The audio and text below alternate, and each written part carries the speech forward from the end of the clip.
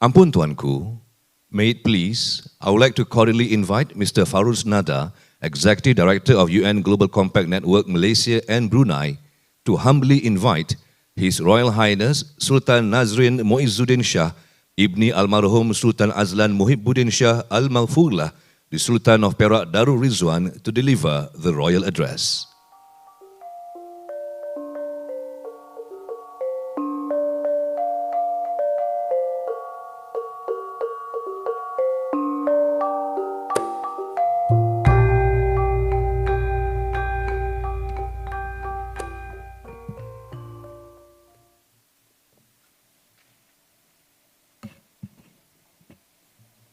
Bismillahirrahmanirrahim.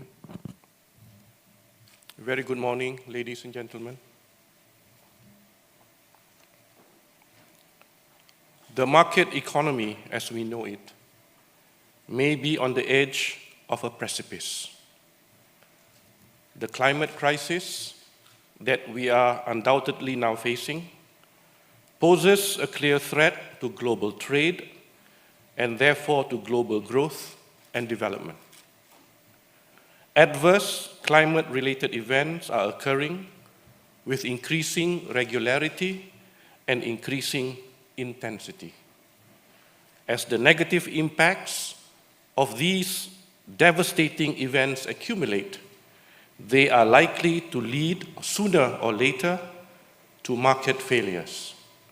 These in turn could result in social instability. These worrying trends should be of particular concern to ASEAN members, as a substantial portion of our region's revenues are generated through global trade flows. Our members are also, of course, highly vulnerable to the warming climate. The Philippines, Thailand, Myanmar, and Vietnam have been particularly badly hit by adverse weather events in the last 2 decades. Typhoons and floods, as well as unusual dry spells, are all becoming more intense and frequent across the region. This includes here in Malaysia. The mounting economic fallout, as such disasters continue to occur, could be devastating. The Asian Development Bank estimates that Southeast Asia as a region could suffer bigger losses than other regions. The bank estimates that if left unmitigated, the climate crisis could shave 11% of the region's GDP by the end of the century. This is due to its toll on key sectors, including agriculture, fisheries, and tourism, along with its negative impacts on human health and productivity. Such an outcome would essentially reverse much of the hard-earned socio-economic progress that the region as a whole has enjoyed over the past 5 decades or more. In order to address this multifaceted crisis, meeting the Sustainable Development Goals has become more important than ever. Many, if not most of the SDGs are highly relevant to the climate crisis, whether directly or indirectly. Progress on them helps to build resilience and to mitigate the effects of climate-related disasters when these occur. Corporations and businesses have a major role to play in this process with the support of organizations such as the Global Compact.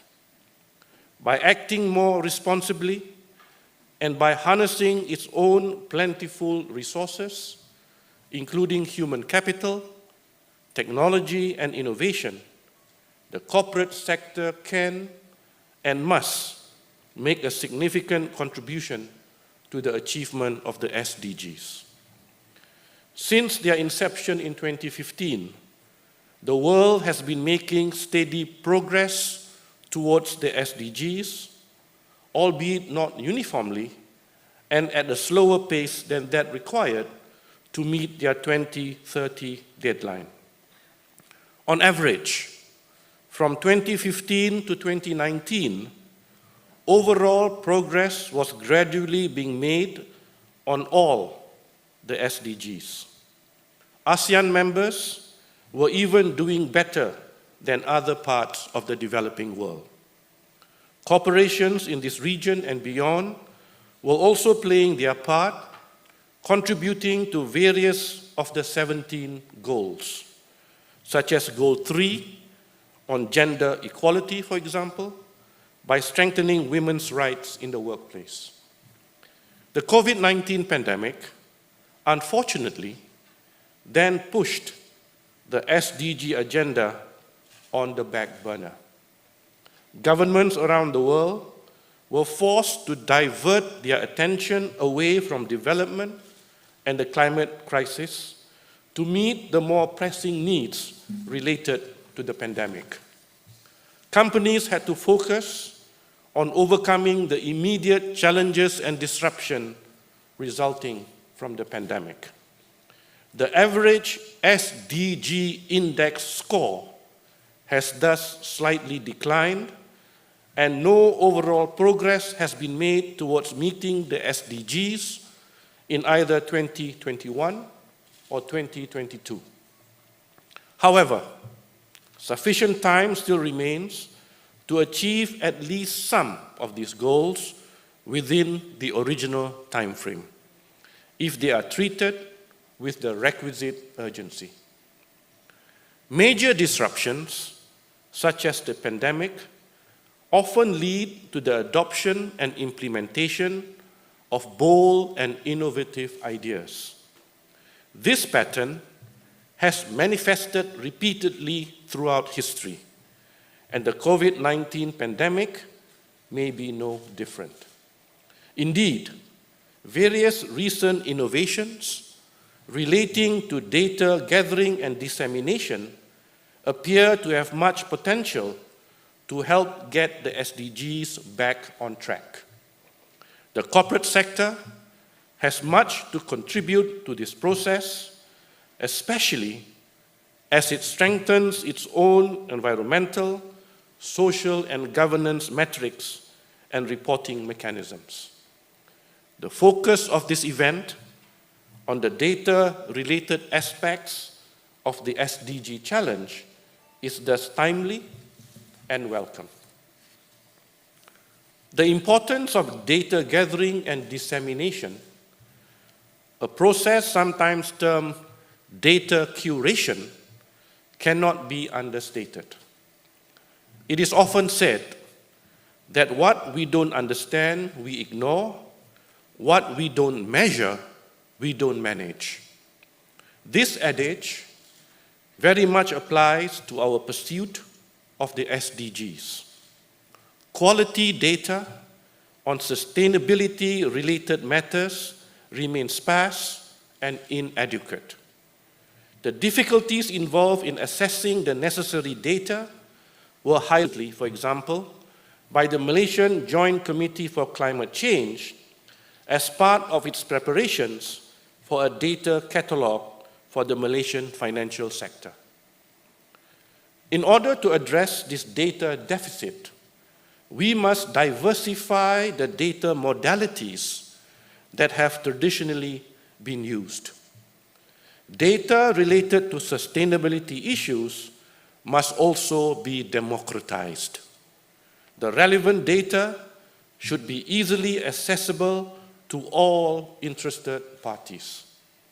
This would strengthen data-informed decision-making and thus contribute to more effective implementation of the SDGs.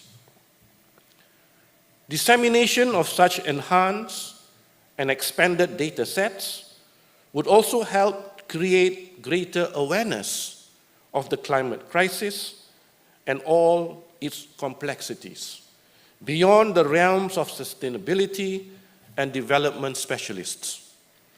This could displace the repetition of rhetorical pleas and help to secure buy-in to the sustainability agenda from a broader range of stakeholders, including government agencies, corporates, NGOs, and the general public.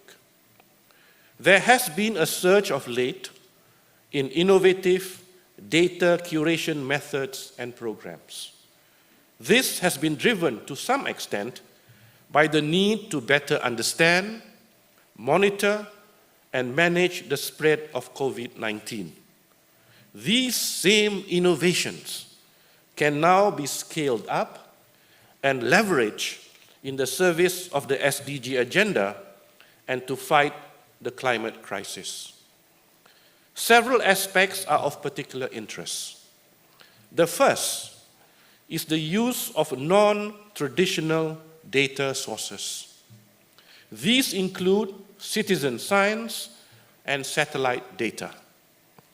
To give a local example, surveys of coral reefs around Tioman Island were conducted by the Department of Marine Parks in collaboration with the NGO Reef Check Malaysia and with the assistance of volunteers and representatives of local stakeholders. This citizen science approach proved most successful. The baseline map it generated highlighted differences in the health of coral reefs on the west and east sides of the island, which led to the creation of 3 distinctive priority zones to enhance reef conservation strategies. Meanwhile, in Thailand and the Philippines, the Earth observation imagery has been used alongside household surveys and census data to assess poverty levels more accurately. The imagery provides additional details such as on housing density and standards or the location of water sources. Open access satellite data, such as that collated by Global Forest Watch, is now widely used to monitor deforestation and other ecological changes.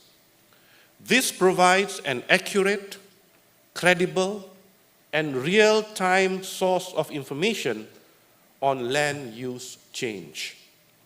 Corporations are able to use this data in various ways, including to show they are fulfilling their no deforestation commitments in furtherance of SDG 13 on climate action, as well as Goal 15, Life on Land. Another welcome innovation is the reporting of data using dynamic dashboards. The UN Global Compact, for example, is launching an enhanced digital platform in 2023 for the Communication on Progress, COP. The annual disclosure requirement for participating companies. This new COP platform will enable participating companies to understand, measure, track, and disclose their progress on the UNGC's 10 principles, as well as their contributions to the SDGs. In Malaysia, the Sustainable Development Solutions Network, or SDSN, has launched a state-level dashboard for SDG performance. This SDG monitor includes interactive maps which show SDG performance at the local level. Based on data from the Malaysian Department of Statistics, the platform also includes the impact of the COVID-19 pandemic on selected SDG indicators. Innovative data management platforms are also being used to help strengthen companies' efforts to reduce their direct contributions to the climate crisis. Moving towards net zero emissions in their own operations and their supply chains has become an increasingly important element of ESG commitments for many companies across sectors. Decarbonization in this way may even become part of regulatory systems, something called for by the over 100 CEOs of leading companies in the Alliance of CEO Climate Leaders in their open letter to the recent COP27. Accurate and comprehensive measurement is highly challenging, however, especially for indirect or so-called Scope 3 emissions.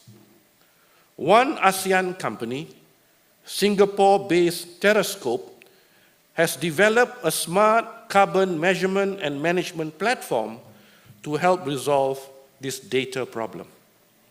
The use of data-driven tools such as this can thus help companies to fulfill their own ESG goals and to demonstrate credibly that they are doing so. These contributions, in turn, drive forward the SDGs.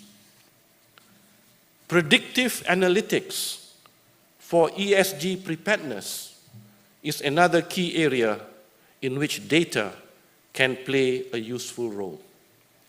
This approach applies big data analytics, analyzing structured and unstructured data using advanced AI algorithms. It is no longer enough to gather data only on current trends or actions. We must also apply the data to envisage possible future risks and scenarios. Big data analytics allows this to take place on a significant scale, generating credible insights across a range of indicators, which in turn form the basis for more appropriate mitigation measures. These must be deployed to limit the significant losses that will otherwise be suffered if we are caught unprepared for climate-related disasters and challenges, whether in repair and reconstruction costs, let alone health impacts and loss of lives. Another area important for building up our resilience is what are referred to as nature-based solutions. These can be highly effective in mitigating climate disasters, with many encouraging examples set out in a recent UNDP brief on this topic. As this report states, and I quote, "The conservation, rehabilitation, and climate-informed management of biodiversity and ecosystem increases resilience to climate change and provides low-cost and long-term solutions to protect lives, livelihoods, and infrastructure, and advance progress toward the Sustainable Development Goals." It suggests that this approach is therefore one of the most effective pro-poor approaches to climate change adaptation by way of enhancing the adaptive capacity of the most vulnerable communities. It is thus important that ASEAN members and their business communities study these alternative solutions seriously with a view to harnessing their potential roles in mitigation. There is growing awareness and concern around sustainability issues. Many in the younger generation, especially Gen Z, genuinely care about whether the values of the corporations they work for and buy from align with their own. They want to know whether sustainability commitments and claims are sincere or if they are just greenwashing. In order to meet this unyielding demand from them for genuine actions, one thing corporations must do is to facilitate open access to their own sustainability-related data. I would go even further as to suggest that the transparent provision of credible and comprehensive sustainability data should become an essential aspect of ESG commitments. It should be undertaken voluntarily by companies, going beyond the mandatory sustainability reporting schemes that most corporations are already subject to.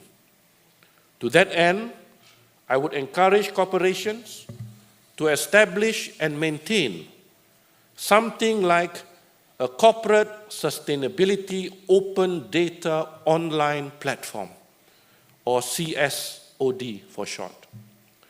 CSODs must be accessible to the public and consist of relevant data on all sustainability-related issues.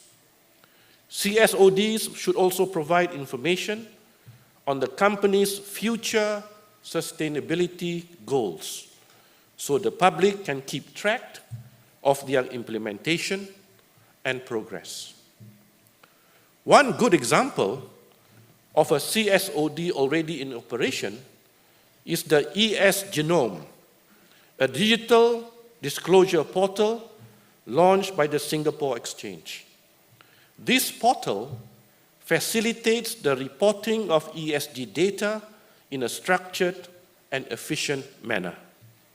The data made available on ESG Genome can be freely accessed by investors and other stakeholders, thereby helping them to make informed decisions relating to their investments and corporate evaluations.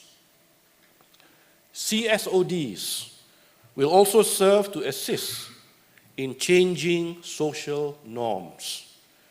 Data made available on these platforms can be harnessed to bring about behavioral change, including by helping to address lingering skepticism.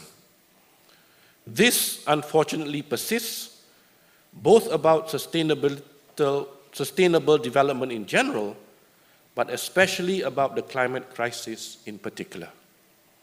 False narratives can be explained away in a far more timely, accurate, and convincing manner when sufficient, relevant, and effective data is being employed to this end, using a range of means and media to convey it.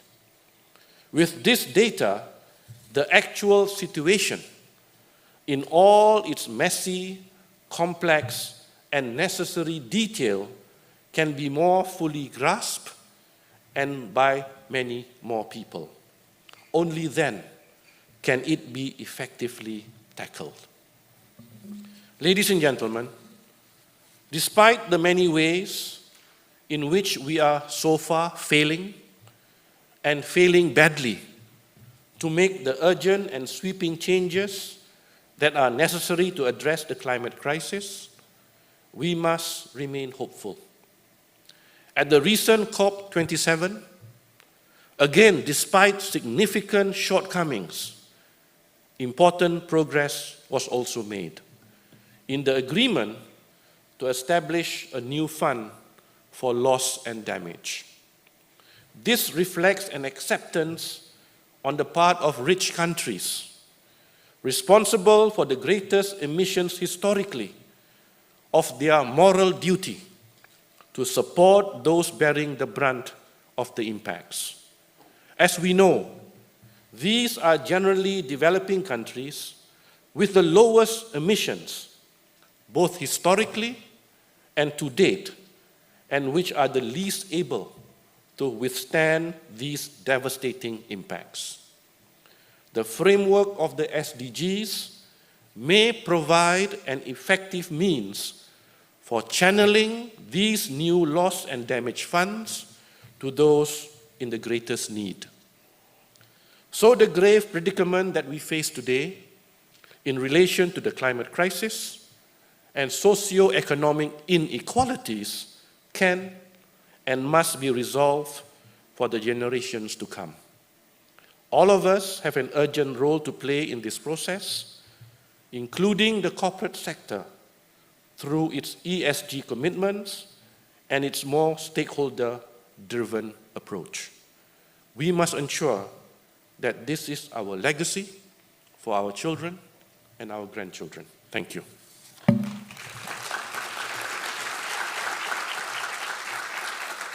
Ampun Tuanku, our heartfelt gratitude to His Royal Highness Sultan Nazrin Muizzuddin Shah, Ibni Almarhum Sultan Azlan Muhibbuddin Shah Al-Maghfur-Lah, the Sultan of Perak Darul Ridzuan for the royal address. Ampun Tuanku, beribu-ribu ampun, sembah patik mohon diampun. Ladies and gentlemen, announcing the departure of His Royal Highness the Sultan of Perak Darul Ridzuan.